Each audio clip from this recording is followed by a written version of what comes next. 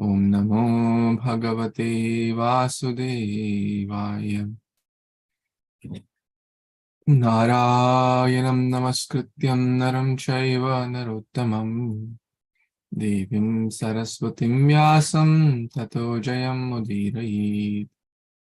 Nashtaprayeshu Abhadreshu Nityaṁ bhāgavata-sevayā Bhagavati Uttamashloke Bhaktir Bhavati Nishtaki Aradhayo Bhagavan Rajeshatanayas Adhama Vrindavanam Ramya Kachitupasana Vrajavadhu Vargena Vakalpita Śrīmad-Bhāgavatam pramanamamalam prema pumartho maha Śrī Caitanya Mahāprabhu matamidam tatradharana paraham Nama Om Vishnu Padaya Krishna Prishtaya Bhutale Śrīmate Bhaktivedanta Swamin iti namini Namaste Saraswati Devi Gauravani Pracharini Nirvishesha Shunyavadi Paschata Deshatarini Nama Om Vishnu Padaya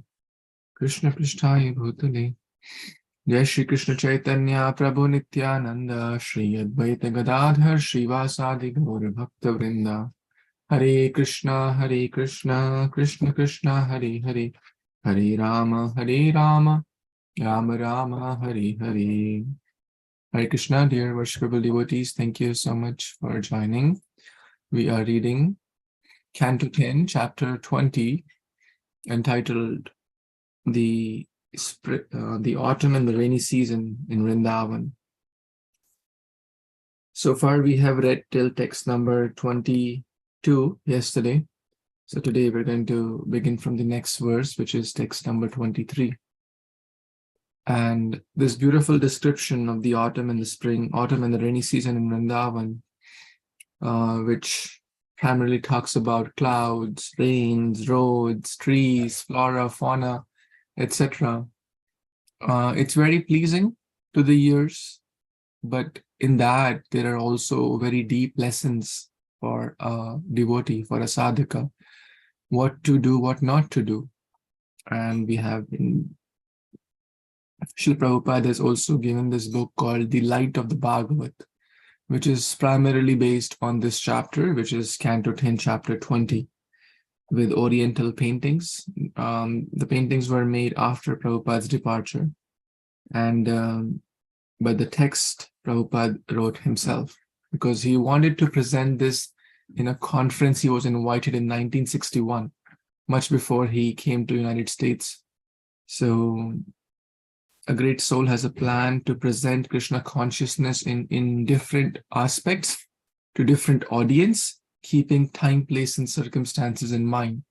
That's the beauty of Srila Shukdev Goswami. That's the beauty of Srila Divine Grace Prabhupada. So with that, we will move on to the next verse. I am very grateful to all of you.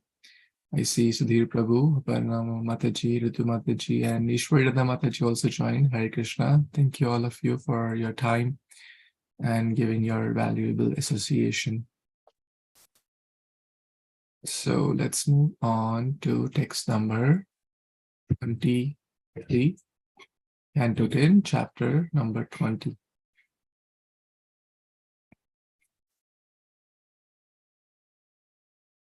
Jalaghor nira vidyanta setavo varshitishwari Prasanidanam asad vade vedamarga kalau yatha. Translation by the disciples of His Divine Grace, Abhicharana Arvind, Bhaktivedanta Swami, Srila Prabhupada ki jai, Prabhupada disciples ki jai. When Indra sent forth his rains, the flood waters broke through the irrigation dikes in agricultural fields, just as in Kali Yuga, the atheists' false theories break down the boundaries of Vedic injunctions. So I'm going to read a little bit from the light of the Bhagavat also, as we are trying to cover it. Originally, the path of self-realization was established by the standard direction of the Vedas. Srila Vyasadeva divided the original Vedas into 4 divisions, namely Sama, Atharva, Rig, and Yajur. These are the 4 Vedas. Then he divided the same Vedas into 18 Puranas. And the Mahabharata, and again, the same author summarized them in the Vedanta Sutra. The purpose of all the Vedic literatures is to realize oneself to be a spiritual being, eternally related with the Supreme Personality of Godhead, the all-attractive form, Śrī Krishna. But all these Vedic literatures were systematically distorted by the onslaught of the age of Kali Yuga, as the walls of a paddy field and the strand of the river are distorted by the social structure, by the onslaught of heavy rains. The attacks of the distortion are offered by atheistic philosophers who are concerned only with eating, drinking, merrymaking, and enjoying. These atheists are all against the revealed scriptures. Because such persons are intimately attached to sense, pleasures, and gross materialism. There are also others who do not believe in the eternity of life. Some of them propose that the life is ultimately to be annihilated and only the material energy is conserved. So in short, all these atheistic people, atheistic philosophers, they go beyond the Vedic injunctions. They are not aligned with the Vedic injunctions, like the Bhagavad Gita, like the Ramayana, like the Puranas, etc. One of the main injunctions these days is just do it. Whatever you feel like, do it. Don't restrain yourself. But the scriptures don't say that. One of the other thing which people say, oh, life is meant to enjoy, fear of losing out, fear of missing out. Life is you only, YOLO, right? All these moments are going on YOLO. You only live once, right? So you only live once, therefore enjoy. Don't miss out. Don't enjoy everything. Enjoy every sort of sense pleasure and explore everything and do whatever you want. After all, life is only once. And who knows what is going to happen after you only live once. But that's, again, we are transgressing the boundary of the Vedic literatures. So just to understand this a little more with the so scriptures do not restrain us. Rather, they give us a healthy boundary. Let's say this is the boundary for us, right? The boundary has been laid down by the Vedic scriptures. For example, when a child is given some freedom, but there is a boundary that, okay, you can go out, but your boundary is 8 p.m. Make sure you come back before 8 p.m. If the child transgresses the boundary, then the freedom will be lost. Similarly, these are certain boundaries in the sense, certain like core principles. The scriptures do not, they have, for example, someone wants to get married. Okay, there's a system of grihastha ashram. That's the boundary. But if you want to get married, then if you want to live with a companion, then there is a boundary. The boy and girl can live together, but there's a system. If they live outside the system, that's problem. Same with having children. Yes, there is a system. There is a system for that. The scriptures have laid, and the scriptures encourage. I mean, one can have 100 children. There is absolutely no problem. But there is a boundary. Boundary is the ashram. Boundary is the garbhan sanskar. Boundary is that make them Krishna conscious. So the point here is that when we follow these atheistic doctrines, these atheistic principles, without any Vedic injunctions, then it becomes a problem. And that's what majority want to do. Because majority want to live an unrestricted life of sense ratification. So basically, the irrigation dikes are the Vedic injunctions, or the boundaries here, the analogy.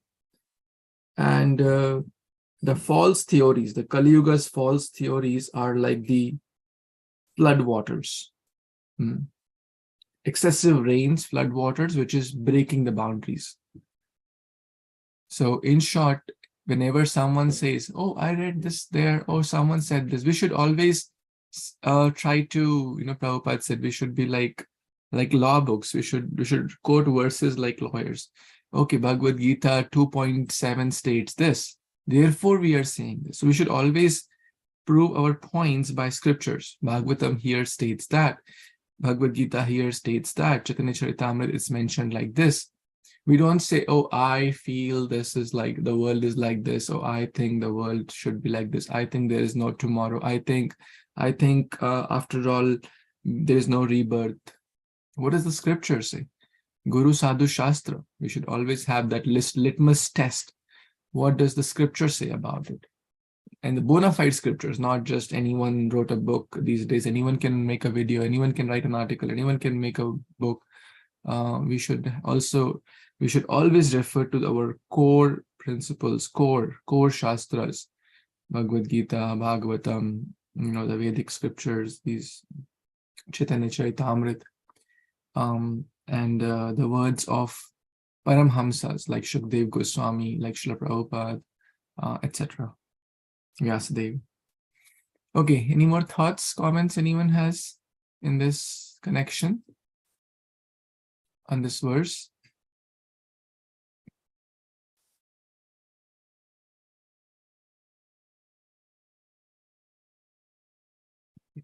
Text 24, would someone be interested to read this?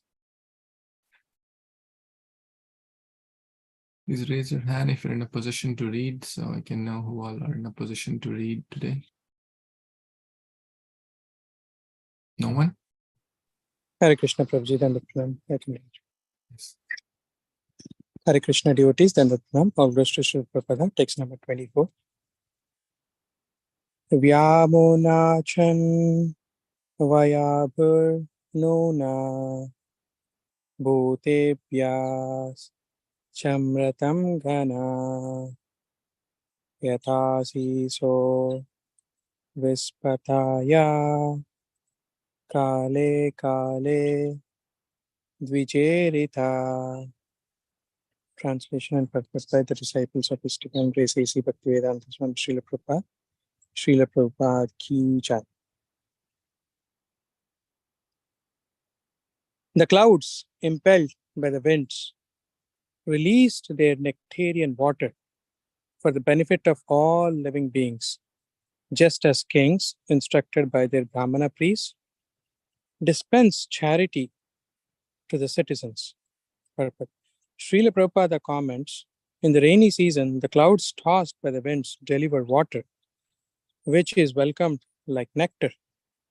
When the Vedic followers, the Brahmanas, inspire rich men like kings and the wealthy mercantile community to give charity in the performance of great sacrifices, the distribution of such wealth is also nectarian. The four sections of human society, namely Brahmanas, Kshatriyas, Vaishyas, and the Sudras, are meant to live peacefully in the cooperative mode. This is possible when there is guided by Vedic Brahmanas who perform sacrifices and distribute wealth equally. Wonderful comments here, Prabhuji, by Śrīla Prabhupada. So, as the followers, Brahmanas, inspire the kings and rich people, and such wealth is also used in the service of the Lord, then it is like nectar falling from the clouds, the rain. When the rain comes, all the trees, plants, and everybody is very, very in this at least season, because they regenerate. Same way, Śrīla Prabhupada also did the same thing. He established 108 beautiful temples, and he rejuvenated, this movement of Hare Kṛṣṇa movement. And with that, so many not only, underridden, even the rich people started, donating. And this is, Prabhupada, even though, they might have, earned it materialistically, but it is used in the service of God, then it becomes spiritual. And Prabhuji, it will be helpful to, everyone to gain spirituality and Krishna consciousness. That's my understanding. Please correct. Hare Krishna.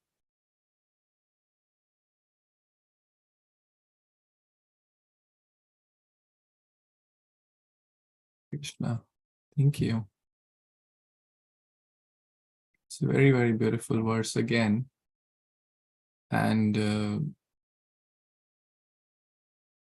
two analogies are given here.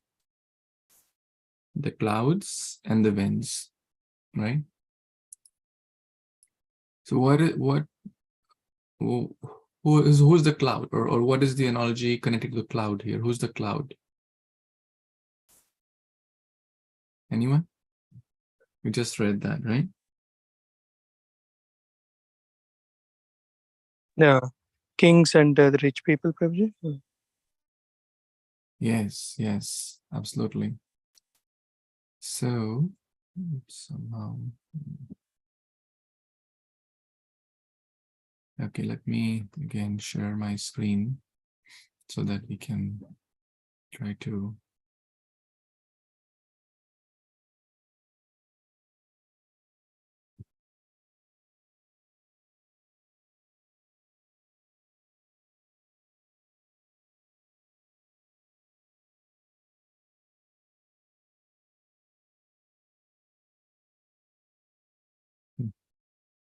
so we have the clouds, okay? Consider these as the clouds.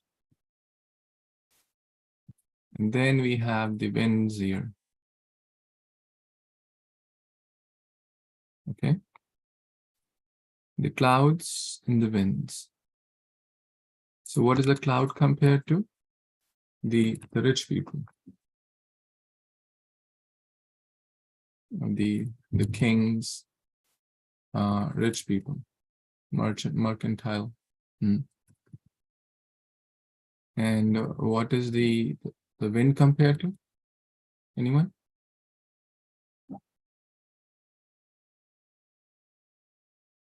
The Brahmanas, right? You just read. To read carefully, you have to answer. Sorry. So what's happened here? By the instructions of the Brahmanas, right? So by the force of the winds, or by the guidance of the winds, the clouds pour rain, correct? So they're pouring rain on to different areas. How? We also read that earlier, the wind, even in the forest fire, that wind is the sarthi, or wind is the carrier for the fire, or in the previous chapter we read this. In this case, wind is also the carrier, or the sarthi, the chariot driver for the clouds. And that's how Srila Prabhupada always suggested this model, like a person, has hands, legs, and head. So the head is the Brahmana, the top. The head guides how the hands and legs should function, right? So the Brahmana guides the other ashramas, right? Because Brahmana means intelligence. Brahmana, and it's not that it's like we respect everyone, right? We must respect everyone differently, in a way that the respect given, we respect a tiger also, but not by embracing the tiger, right? We respect the snake also, but not by trying to kiss the snake, right? So that's what I meant by like respecting everyone, but in a different way. So the point here is that people should not think, oh, why are we talking about this division and all? It's not division. This is like even a company has CEO, manager, senior manager, then the frontline employees, and every company has different hierarchies and structures. So it's nowhere in a division in an unhealthy way, but a CEO also is respected and a janitor also is respected. Mhm. So in short, the Brahmanas guide like the wind guides the clouds where you must pour water. And what is the water compared to here? What is the water, the clouds, the rain? What is that compared to? Money, probably, or in the use of, say, Yeah, resources. So they have the resources. It could be money, it could be, helping in food in different ways. So all the resources are like that water. So in short, we should always be guided. But because the nature of the conditioned soul is that to hold, I do not want to part away with my resources, my money, my resources. But the Brahmanas, they are doing it for whom? Are they doing it so that they can get more rain? No. They are doing it for the entire society, right? For the welfare of society. So the whole society gets the benefit. They're not doing, oh, give all your money to me because I am a Brahmana. That's a bad Brahmana. That Brahmana is not a true Brahmana. That Brahmana who encourages, okay, God has given you more resources, more ability to help people. You must engage that to help by distributing prasad, by building temples, by so much ways, so many different ways. So the head guides the hands, the Kshatriyas, the Brahmana guides the Kshatriya, the Vaishya, and the Shudras. So Prabhupada often commented that the America or the Western country is like strong hands and legs, but the head is corrupted. India is, now India is also very technologically advanced, but India is basically the land of Vedic culture. So that means strong intellectual, like spiritual intellect. Strong spiritual intellect. So that healthy combination is required. So yes, we need to use our hands and legs also, but how? Not for selfishness, but for selfless service. Any more comments, thoughts in this text? You see this beautiful analogy? This is so helpful to kind of visualize this way, and then we can, any thoughts anyone has?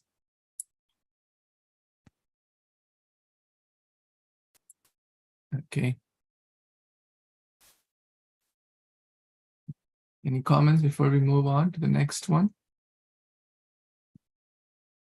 So this verse, the title is Duty of Intelligent People. Intelligent people, what is the duty? That we must be always guided by the Vaishnavas, the Brahmanas, and use our whatever God has given us for a selfless purpose for the real welfare of the society. And what is that? To spread Krishna consciousness. Text number 25. Anyone? Prabhu, I can read. Oh, please, Mata. Okay.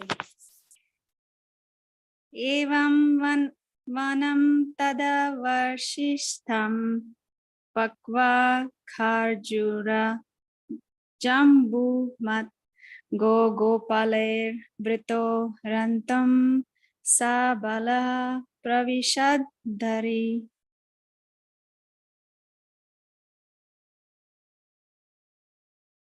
Translation by His Divine Grace A.C. Bhaktivedanta Swami Srila Prabhupada. Srila Prabhupada ki jai.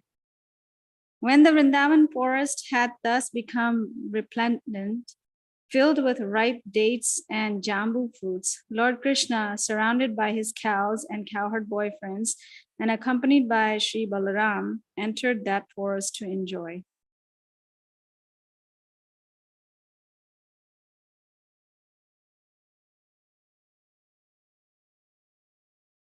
Any comments? Thank you, Mataji, for reading and for your association. Would you want to share any comments? Thank you, Prabhu. I'm so sorry. Every time I'm on these calls, I'm usually multitasking. I shouldn't do that. but so far, what I've heard is that when we are guided by a spiritual person or a spiritual master, then we know what to do in life, how to behave, how to act, and we need that guidance. It's not that we're independent. We can't do things independently. Otherwise, like you said when you began this lecture, that people live the life of YOLO. You only live once, but you don't. And this is a good point. Well, thank you. Thank you so much. So this verse, the title is Krishna, the Supreme Personality of Godhead.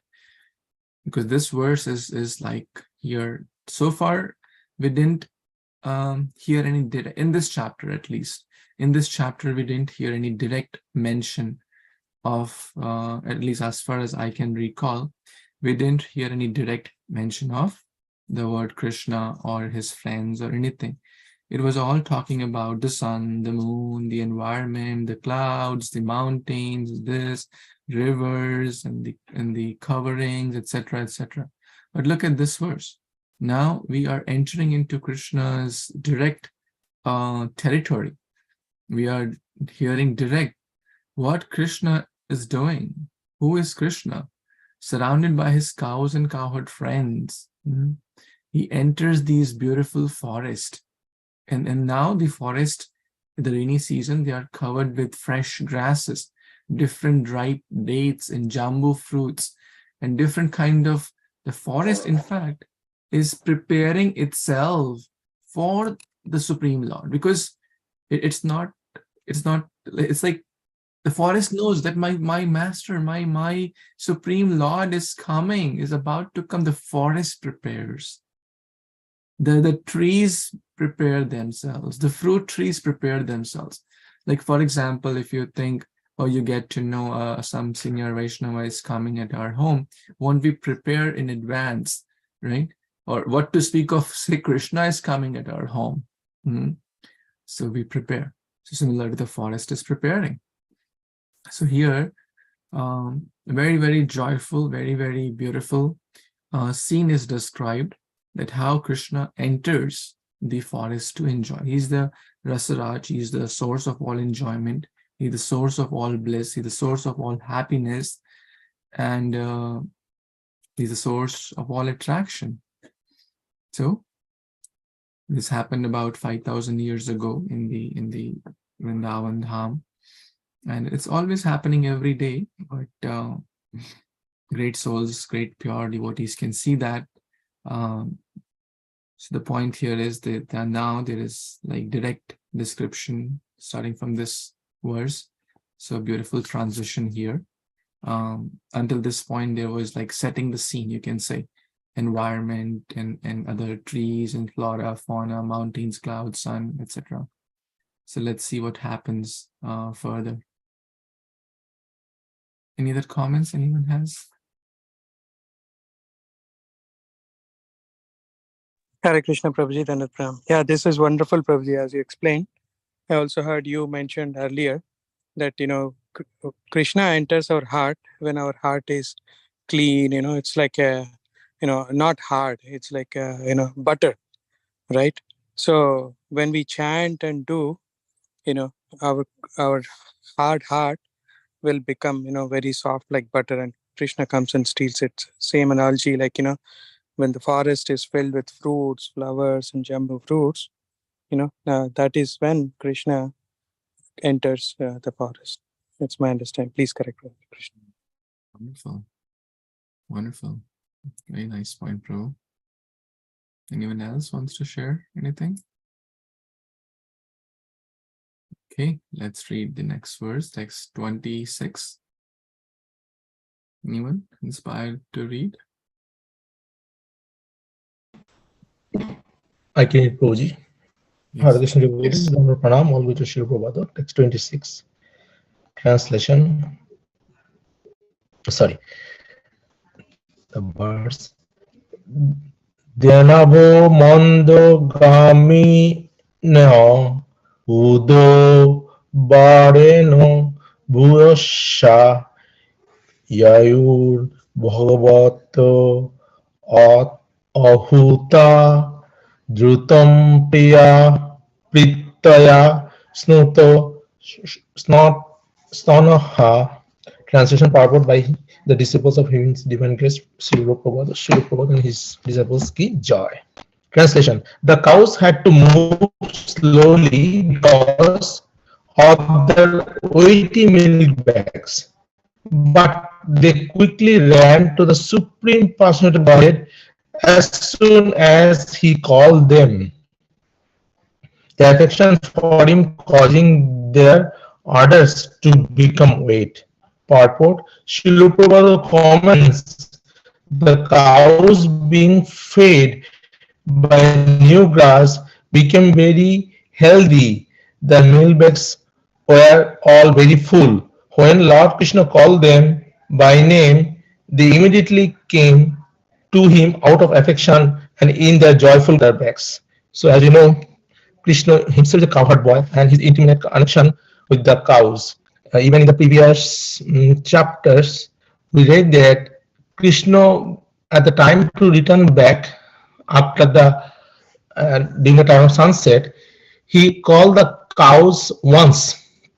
So once he called the cows, actually he called all the names of all the cows at a time, and all cows started coming behind him to go back to the Vrindavan after whole day of herding. So, and 900,000 cows every day he used to take care, and he knows each and every name, and he then has to call them one by one. At a time he calls all of them and they follow him. So the affection of the cows to the Krishna, there's also, I think, is a motherly relation, as cows is one of our mothers, and relationship with the Krishna. That's why they start earning from the milk bag. Back to Prabhuji. Hare Krishna.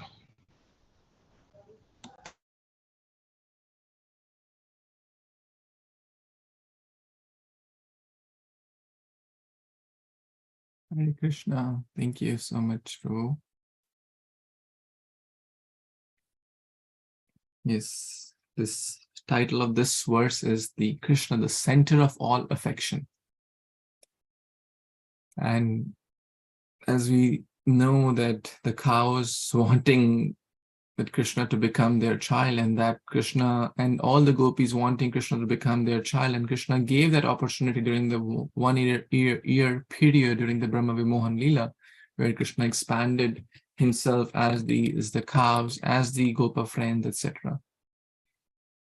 So cows and Krishna are inseparable. Cows and Krishna are inseparable, because Krishna and his pure devotees are inseparable.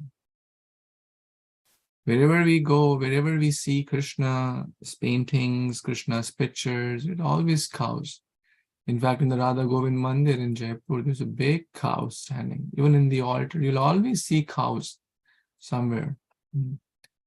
This is Krishna. Krishna is Gopal. Krishna is Govardhan Dhari. Go means cows, and go also means senses. And we discussed in the previous chapter also how Krishna had so many cows. So many pastimes of Krishna's are connected. In fact, all the pastimes, there is connection of cows. That how the cows, pulverized one time, just sharing a quick story talking about cows. One time, Mata Yashoda was preparing shoes for Krishna, because Krishna is getting big now, and he is getting into the age of 6 years. Now he's going deeper into the forest, and deeper in the forest, he'll be taking bigger cows, from small cows to big cows. Now he's graduating. He's getting a big bike, like that. All the kids they're excited to get a big bike from a small bike, right? So Krishna is excited to get bigger cows, right? And to graze them, to take them to the forest. And the mother is concerned, mother's love. So she makes shoes. She weaves shoes for Krishna. And then Krishna is hearing Krishna, and she says, Krishna, you are going tomorrow. It's night time. I have made these nice shoes for you. You must wear them tomorrow. Because in the forest there would be thorns. There, your soft lotus feet, which are so soft, so delicate, they can be pricked by these thorns and these sharp, stones and stuff. And mother's love, every mother wants the best for their child. And Krishna says, mother, really? Oh, I'm so grateful you're doing this. But what about my cows? They don't have shoes. I will certainly wear shoes if you make shoes for all my cows also. 900,000, 9 lakh cows with 4, legs is 36 lakhs or 360,000, I guess. 3.6 million. Oh, sorry. 3.6 million shoes you need to make. So that all my cows can wear shoes, and then I will wear shoes. So see, Krishna always keeps his devotee in forefront, and the devotee always keeps Krishna in the forefront. This is their mutual reciprocal love. Krishna never forgets his devotee never forgets Krishna. This is their mutual reciprocal love. Krishna can do anything for his devotee, right? And devotee can do, the famous story, Krishna was ready to break his own vow by lifting the chariot wheel. And devotee can do anything for Krishna. This is their reciprocal love. So Krishna told mother that I'll only wear if my cows wear.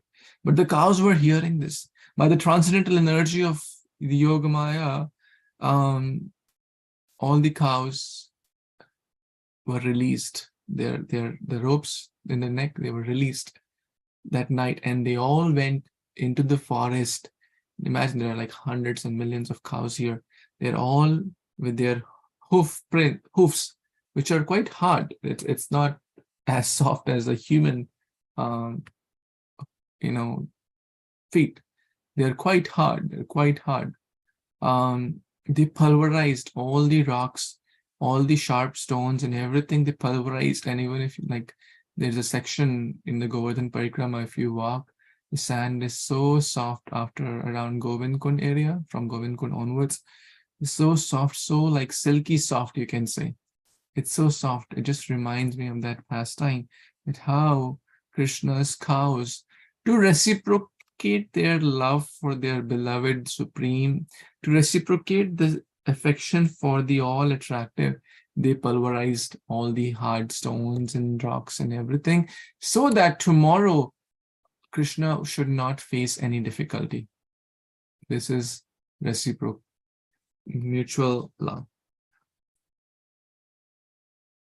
And the cows would always be very, very joyful, ecstatic to see their beloved, to see their dear Krishna, as you see here in this beautiful oriental painting. The cows had to move slowly because they are probably carrying, they are milking cows, right? They're milking cows with their heavy milk bags. But now, they would move slowly. Mand gaminya, dhenayo, dhenavo, mand gaminya.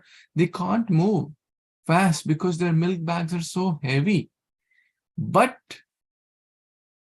the desire to see Krishna was so intense that they forgot about it. That is pure bhakti.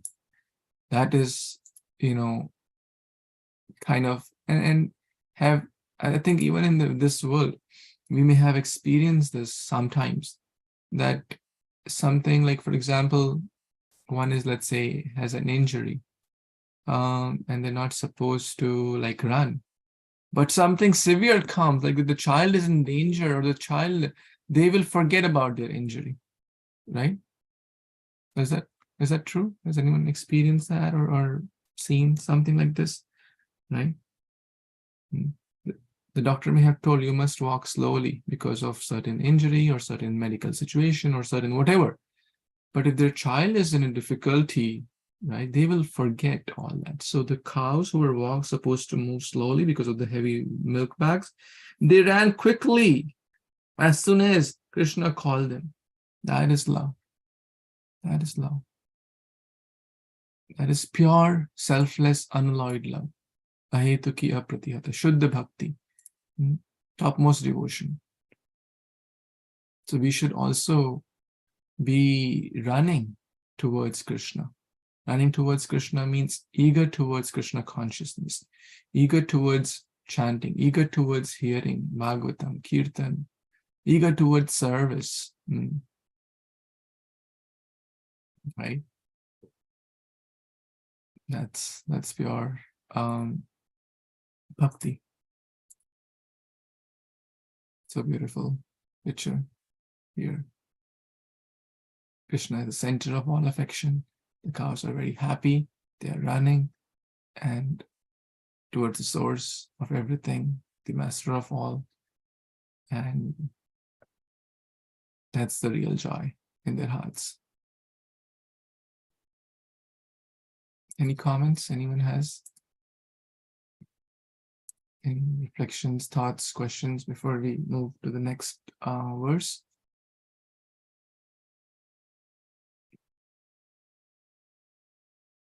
Prabhu, Yes, I ma'am. just wanted to say what you just mentioned right now, that how Krishna is so affectionate to his devotees. And similarly, if we put Krishna first in all that we do, then he reciprocates. And I'm like, oh my God, he's much more kinder than I am. He's much more compassionate than I am. So if I serve him, one of these days, I'll get those qualities. Hari Bol. Yes, you are doing great service already.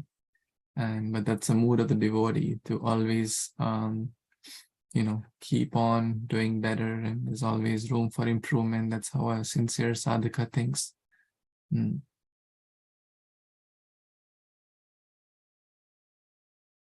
Thank you for your wonderful example, you and Mataji. I think you guys are the greatest for me, a devotee couple to look up to.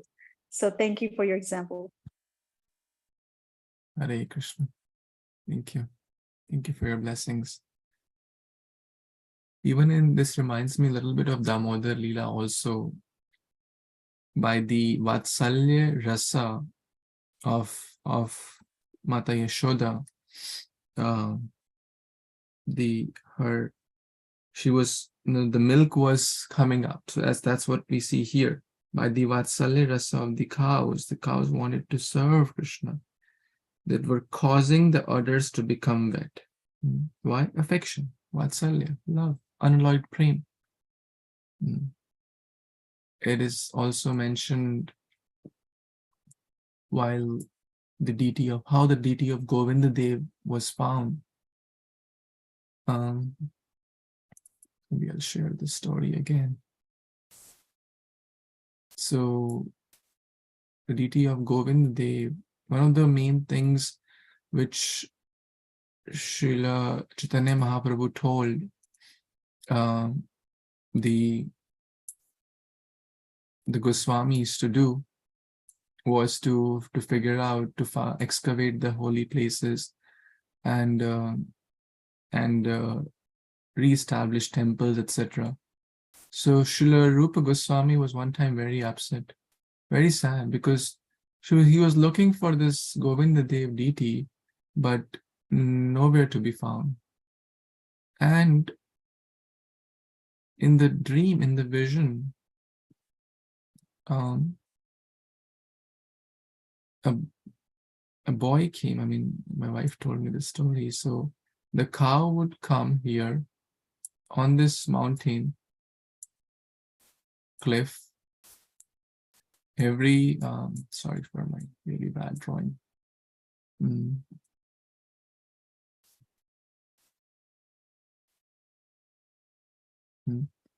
So the cow would come and naturally she would just milk this mountain, because inside there was the deity of Govinda.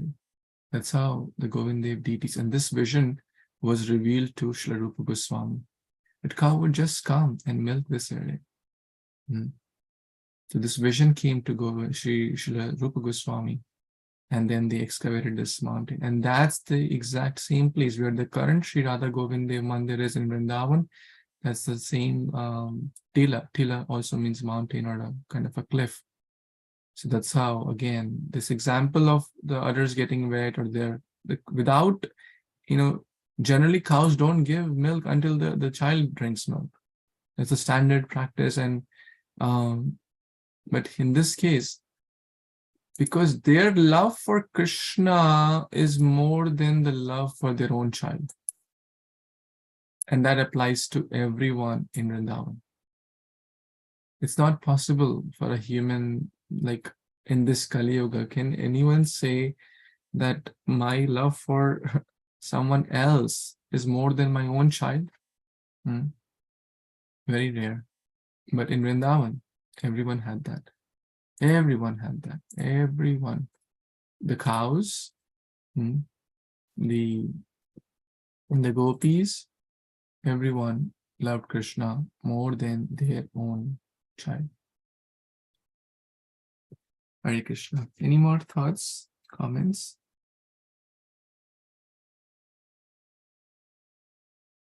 Hare Krishna, Prabhuji, Pram.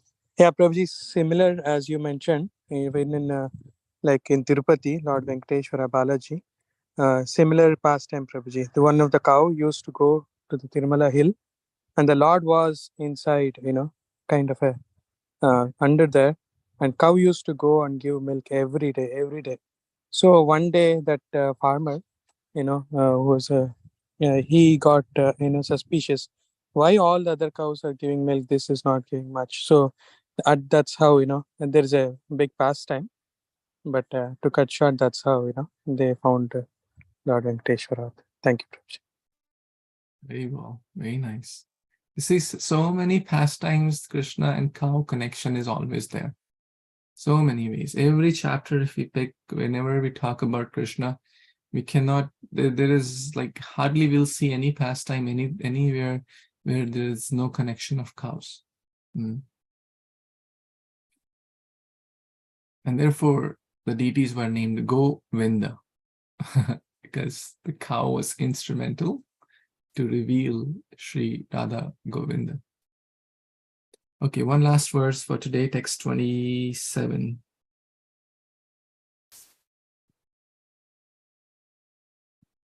Anyone who has not yet read wants to read? Nishita, Jashit, Shilpa, Mataji, you're joining from different phones, apps, and anyone is in a position to read?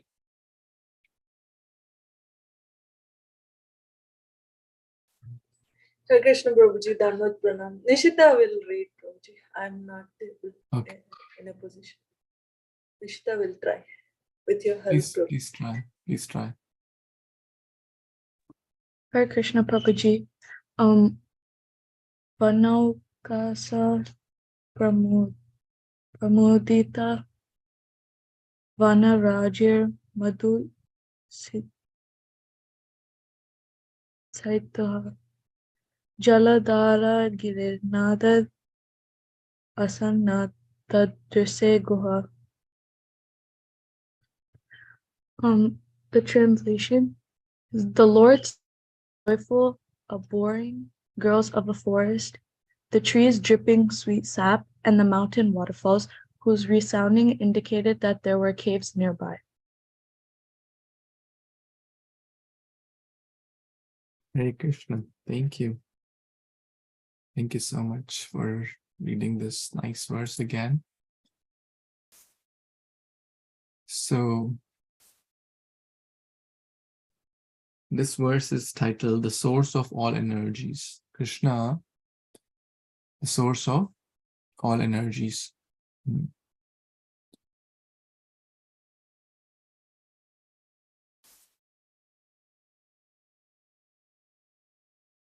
I will read a few things from here in this book, The Light of the Bhagavat.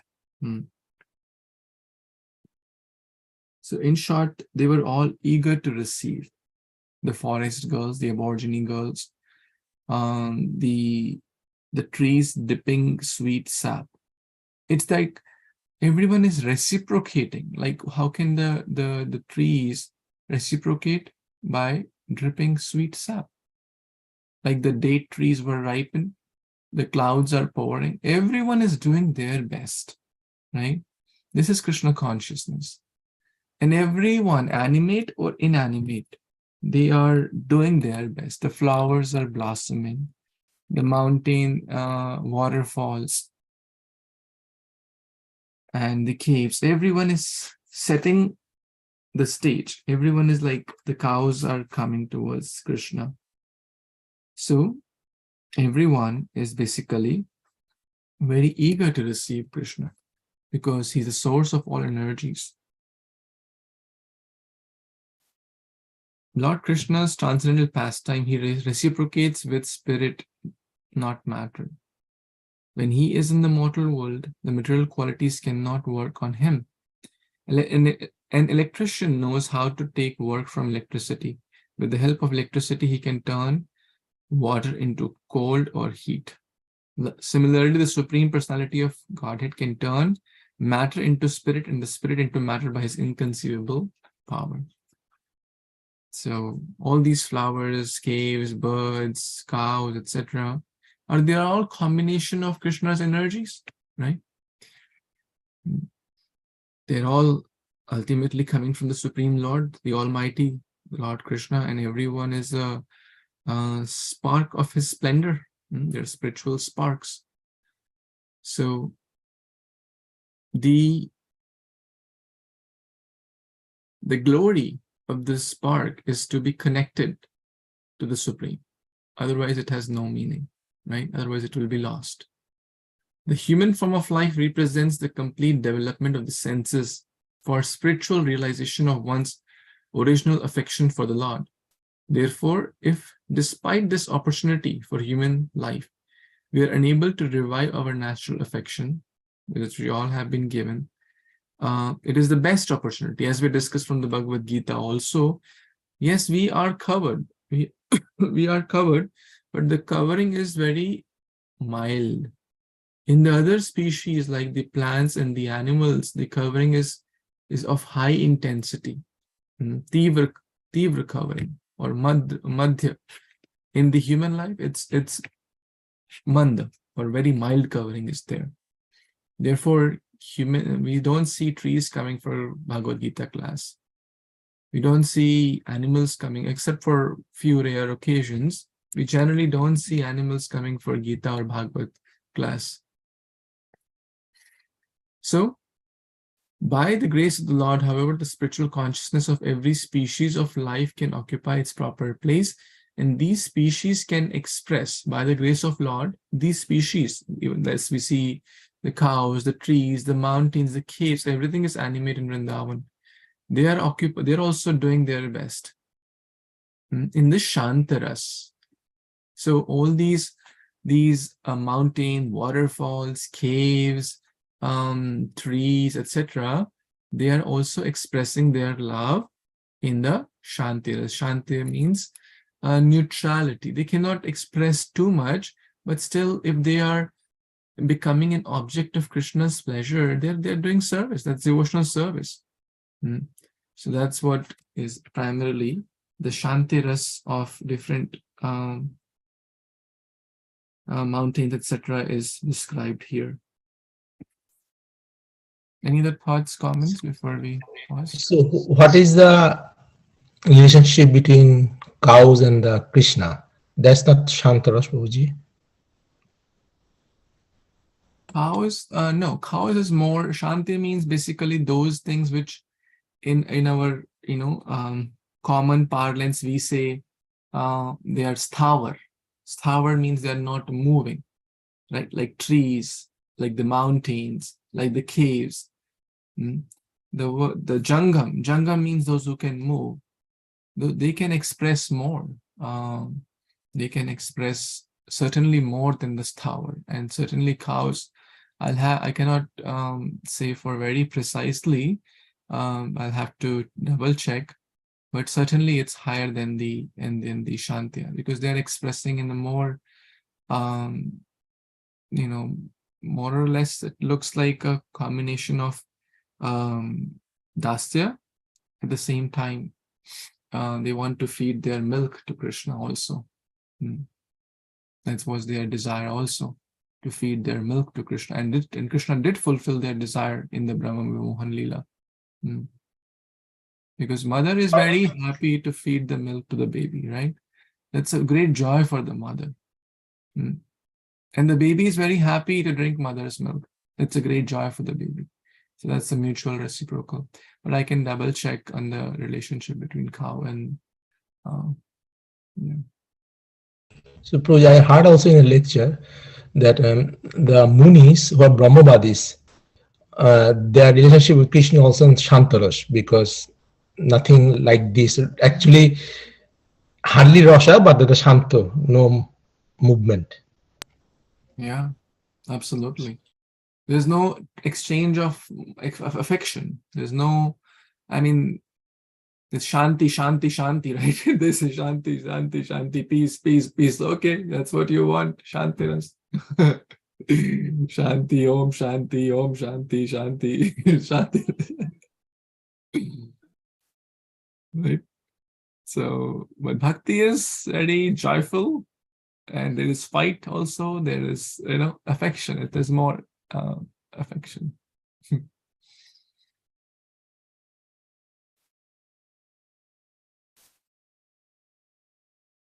Okay, looks like Jashit also wants to read. We will quickly read this verse also, 28, because Jashit is eager to read. How can we deny Jashit's request?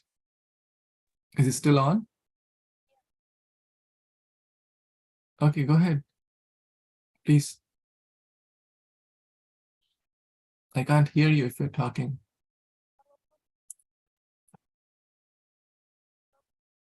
Okay, maybe there is some technical issue.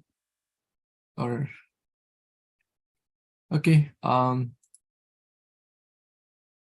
Rishit, I can't hear you. I see you're on unmute, but I can't hear you. Can you hear me now, Prabhuji? Yes. Good. Go ahead, please.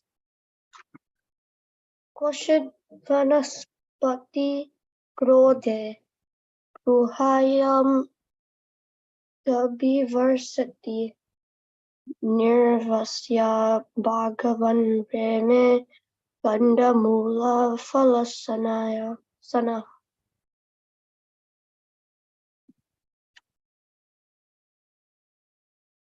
Should I read the translation, Prabhuji? Yes. Translation and the purport as well. All this. Translation by His Divine Grace A.C. Bhaktivedanta Swami Prabhupada Ki Jai. When it rained, the Lord would sometimes enter a cave or the hollow of the tree to play and eat the roots and fruits. Purport. Srila Santana Goswami explains that during the rainy season,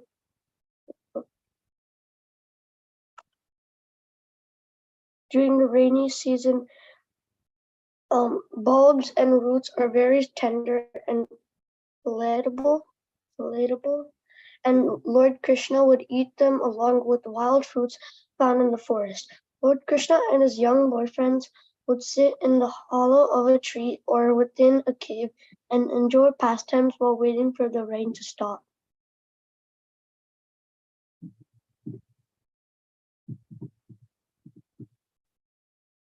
Thank you so much, Yashit and Nishita, for reading these two wonderful verses. So again, these are the beautiful descriptions of Krishna, what he would do.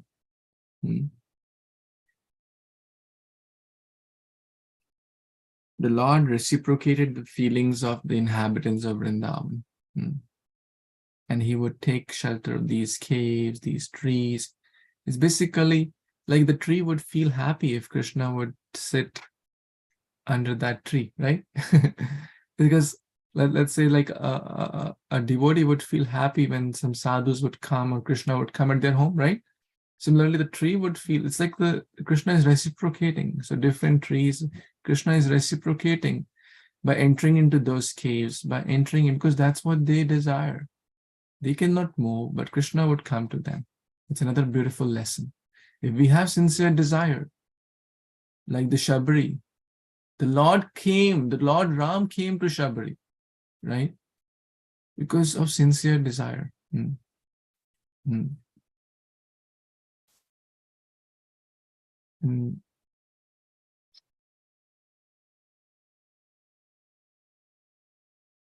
So, yeah.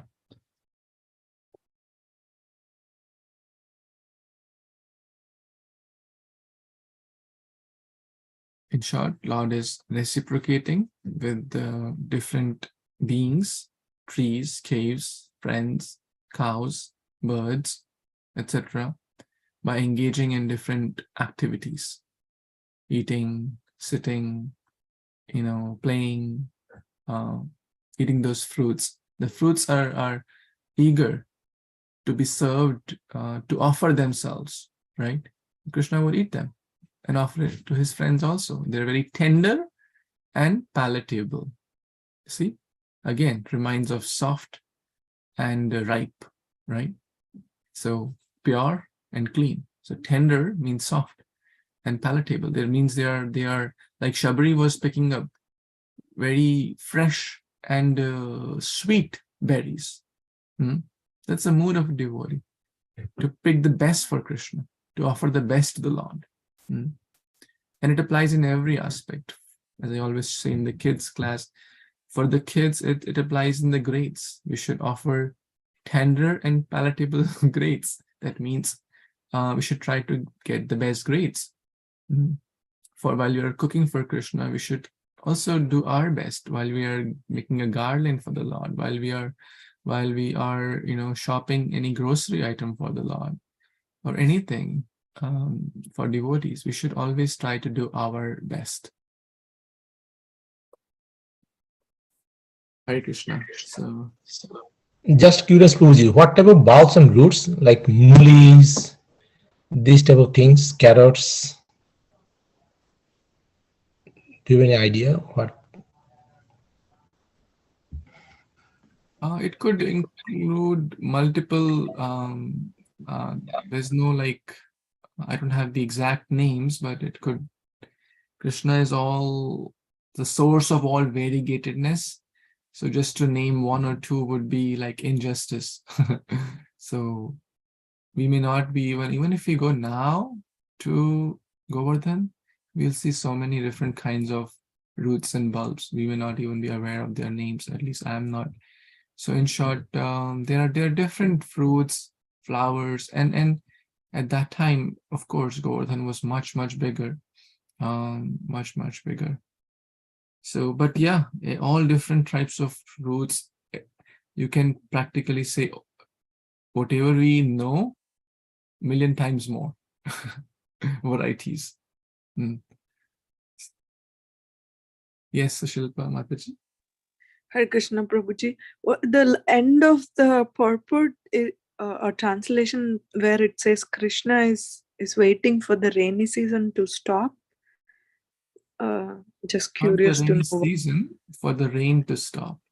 Rain to stop. Okay. Yeah. So that he can go and take few more and eat.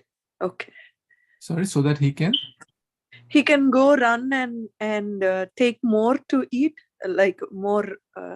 Go in search of food, basically. Or play or different things. It's basically like a break. Yeah? Sometimes you go to do some like a field trip and suddenly it rains, right? Just imagine like this. You're going for a field trip with all the kids camp, and suddenly it starts raining. What we'll do? We'll go to a shelter, okay, under some shade or some tree or some shelter place where it's covered. So they are going into the hollow of the tree or within the cave. But the entertainment, the play has not stopped. They are enjoying there also and enjoying pastimes while waiting for the rain to stop. So beautiful. While even they're waiting, they're having a fun gala time. That's Krishna. Thank you, Prabhuji. Another beautiful lesson also. Sometimes our plan may be obstructed by some external circumstances, like kids, or we plan a certain thing, let's say an outdoor event. Suddenly it starts to rain. But that's what exactly happened. Let's say kids are going for a picnic, suddenly it starts to rain. We should not be disappointed, right? Okay, we did our best, we planned, but now we will flex our plan so that we can still do our best for Krishna and still be happy and joyful. And we will do something under the shade, under the shelter, and still be happy and joyful. It's also a beautiful lesson, I feel, in this. Because Krishna can easily stop the rain. He's the source of all rain.